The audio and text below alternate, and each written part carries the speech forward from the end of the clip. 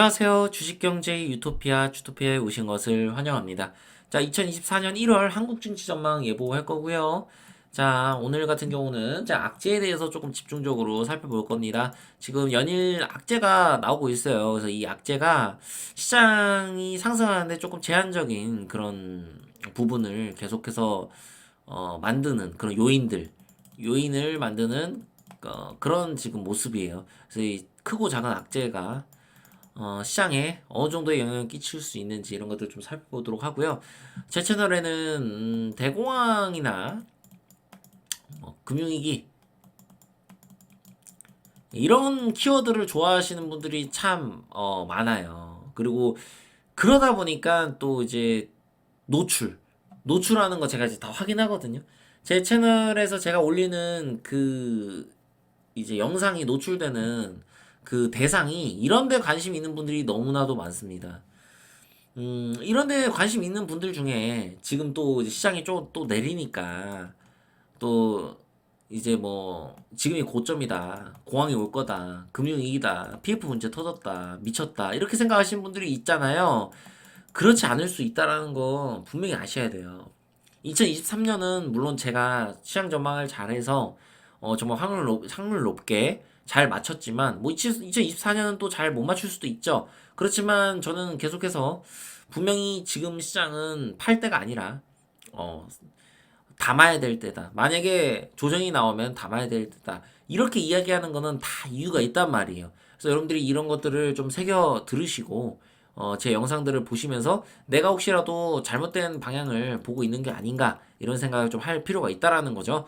실질적으로 실전 투자를 하는 것과 여러분들이 상상을 하고 이론으로 투자하는 거는 전혀 다르다는 거를 여러분들 꼭 아셨으면 좋겠습니다. 저는 확률 높은 시황 전망을 여러분들께 전달합니다. 여러분들 구독 안 하면 나중에 후회합니다. 구독하는데 1초만 투자하자. 자, 1000명 얼마 남지 않았어요. 자, 그래서 지금 바로 뉴스 보면서 한번 이야기하도록 하죠. 자, 식지 않는 미 고용 12월 일자리가 늘어났대요. 그래서 멀어지는 금리 인하 또 이런 뉴스가 나옵니다. 여러분들 예를 들어서 요거에 대해서 설명을 하자면 만약에 1월에 일단 파월의 입에서 이미 금리 인하 얘기가 나왔잖아요. 그쵸?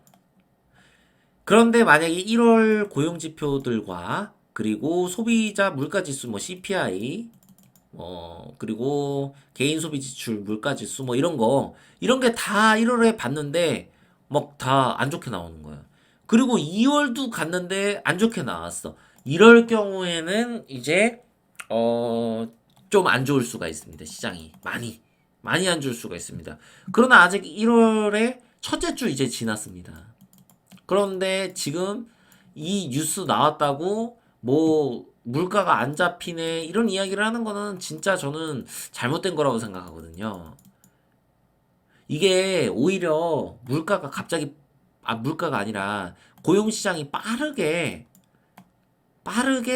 위축되고 실업률이 빠르게 올라가면 이거는 오히려 악재가 될 수 있다. 이렇게 생각하셔야 돼요. 오히려 이게 좋다고 생각을 해야 돼요. 이미 미국의 금리는 5.5%입니다. 이미 높아요. 이거 내가 낮춰야 된단 말이에요. 그런데 고용 시장이 갑자기 급격하게 불어지고 실업이 급격히 증가하면 어떻게 되겠어요? 금리를 아주 빠르게 인하를 해야겠죠. 보통 과거에 금융위기가 터졌을 때 있죠. 혹은 과거에 침체가 심하게 왔을 때 그럴 경우에 이런 일들이 많이 일어났어요. 갑자기 시장이 너무 안 좋아지는 거야. 연준이 생각하는 것보다 고용이 너무 빠르게 식고 실업률이 너무 빠르게 증가해. 그러면 이거는 침체에 대한 우려 때문에 금리를 인하를 한단 말이에요. 연준이 골디락스를 만들기 위해서 금리 인하를 해야지 침체를 막기 위해서 금리 인하를 하는 거는 잘못된 것이다 라고 우리가 생각을 해야 된다는 거예요. 그래서 오히려 이게 뭐 예를 들어서 제가 말씀드렸다시피 1월, 2월 지켜봤는데 고용이 계속 좋아. 이러면 시장이 안 좋다는 얘기예요. 전 그걸 말씀드리고 싶은 거예요. 고용이 1월엔 좋더라도 2월에는 좀 식는 이런 모습이 나와야 시장이 상승할 수 있다라는 걸 저는 이야기하고 싶은 겁니다. 이게 그래서 불확실성이에요. 이거는 악재가 될 수도 있고 악재가 될 수도 있고 호재가 될 수도 있는 그런 지금 뉴스라고 생각하면 됩니다. 그래서 이런 것들을 조금 우리는 항상 계속 살펴봐야 되고 그 우린 태형과 다르다. 이거는 이제 뭔지 아시겠죠? PF 문제예요. 여러분 PF 문제가 호재가 될 수는 없겠죠. 이건 무조건 악재예요. 그런데 이게 강력한 악재죠. 지금 상황에서 강력한 악재가 되기 위해선 연쇄적인 부도가 일어나야 됩니다. 이 연쇄적인 부도가 일어나게 된다면 외국인의 자본이 이탈이 나올 수가 있습니다. 그런데 외국인이 우리나라 시장에 지금에서 계속 삼성전자도 정말 많이 매수를 했잖아요. 지금 바이오하고 외국인이 또 뭐죠? 바이오하고 뭐 매수했는데 제 기억이 안 나는데 요쪽을 좀 많이 매수를 했습니다. 외국인이. 과연 이 부동산 PF 문제에 대한 불확실성을 모르고 외국인들이 매수를 했느냐? 전 그건 아니라고 보는 거죠. 부동산 PF가 연쇄적인 부도로 일어나서 한국이 지금 당장 상반기에 그럼 금융위기가 올 거 아니에요. 그쵸? 이거 3월 안에 금융위기 옵니다. 만약에 그렇게 될 경우에. 그럴 가능성은 저는 거의 낮다라고 보는 거죠. 일단은. 그렇지만 우리가 조금 주의해야 될 것은 어쨌든 연쇄적인 부도가 일어난다면 시장은 크게 조정을 받을 수 있다.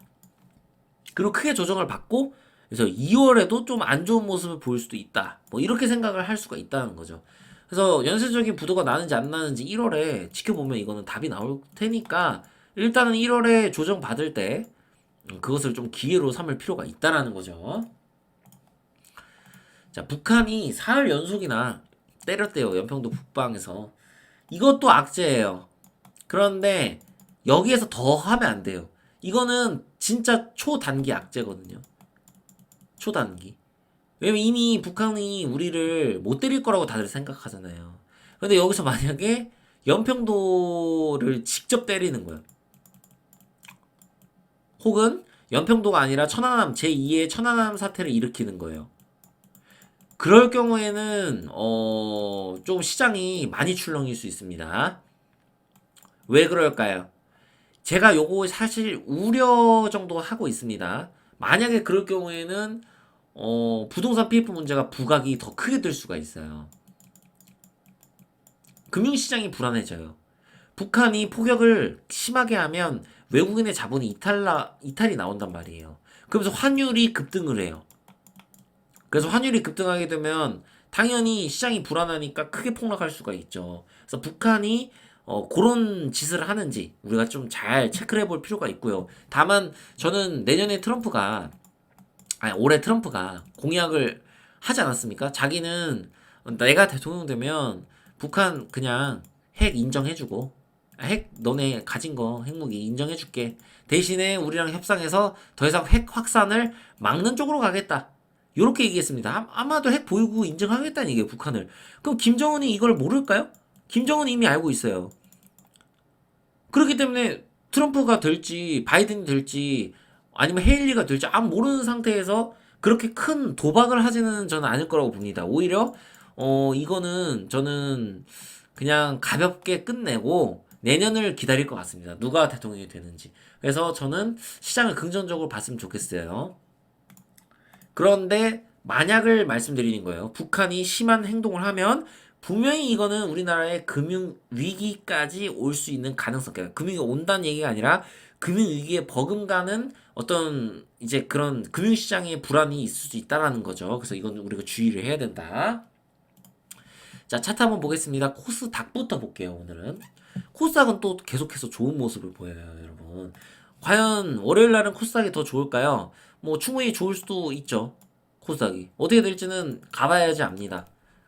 일단은 저는 코스닥은 이미 하락 추세를 끝내고 상승 추세로 전환한 상황이라고 판단을 하고 있기 때문에 크게 이게 밀려봤자 저는 이 부분이라고 생각해요.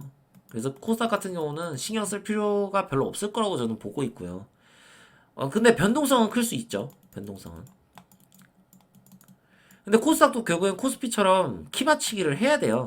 코스피는 이미 여기 고점 넘었잖아요. 그럼 코스닥도 이 고점을 넘어야 돼요. 그러면 키 맞추기 현상이 일어나면서 코스피는 조금 조정을 받고 코스닥은 오르는 이런 현상이 일어날 수도 있다라는 거죠.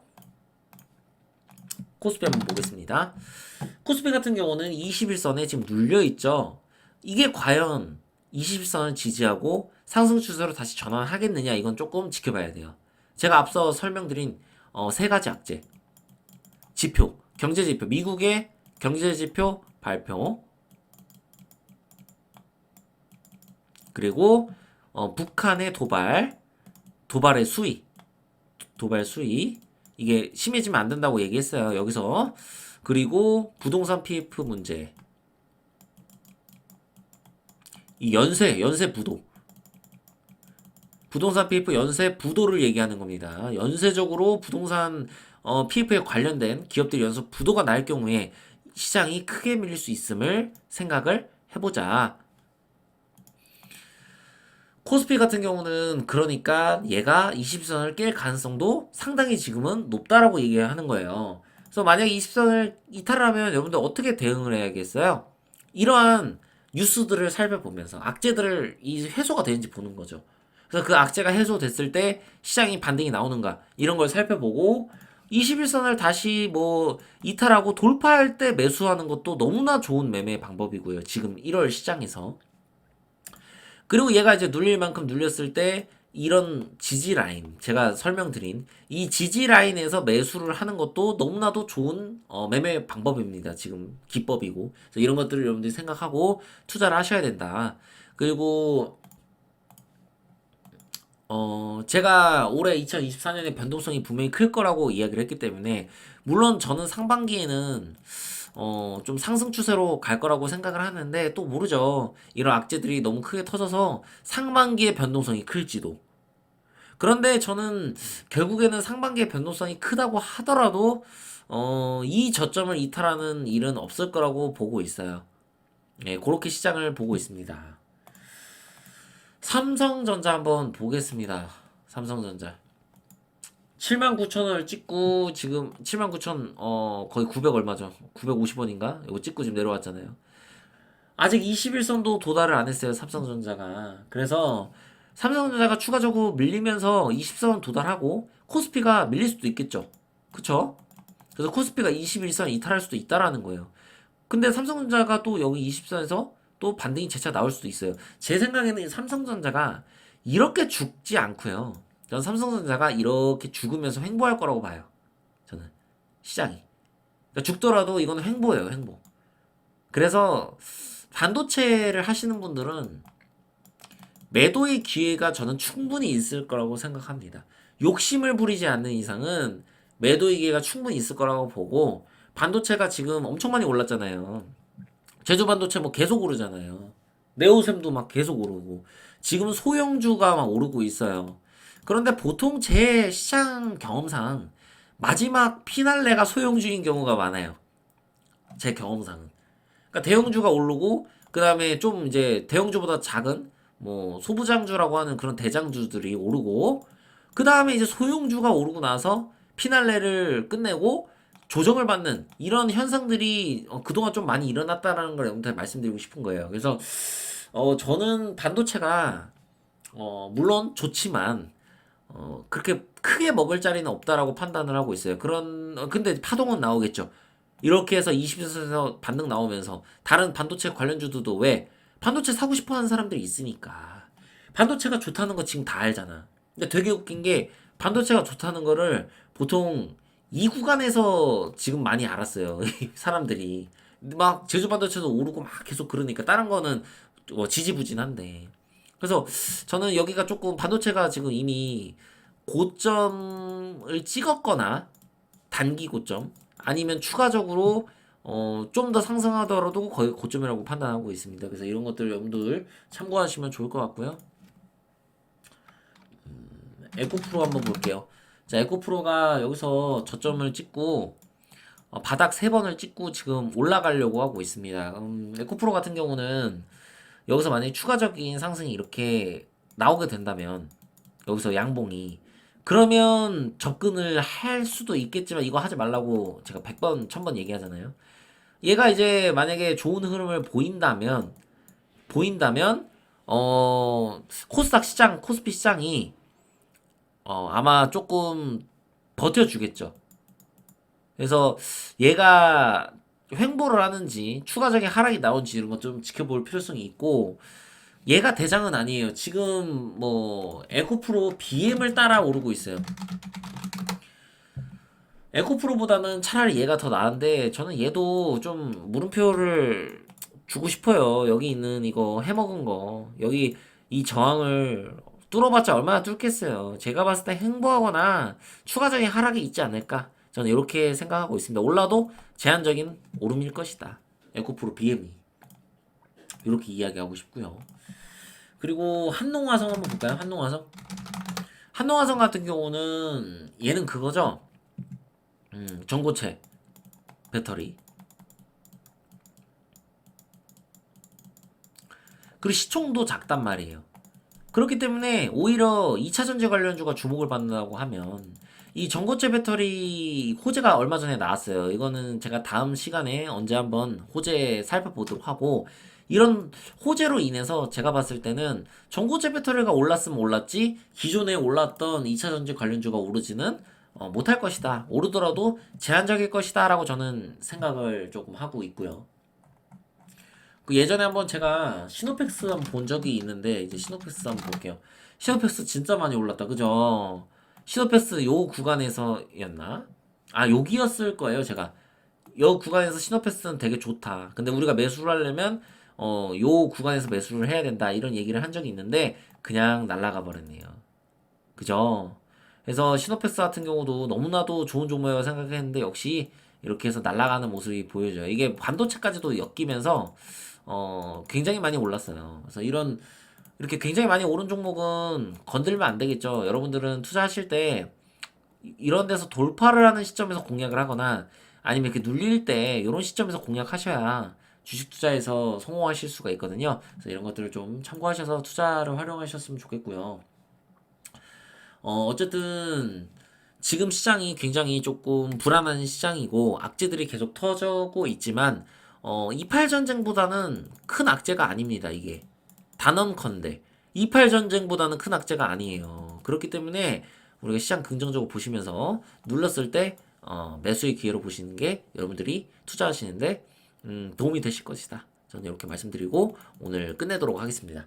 자, 구독과 좋아요, 알림 설정 부탁드리고요. 주식경제 유토피아 주토피아였습니다. 감사합니다.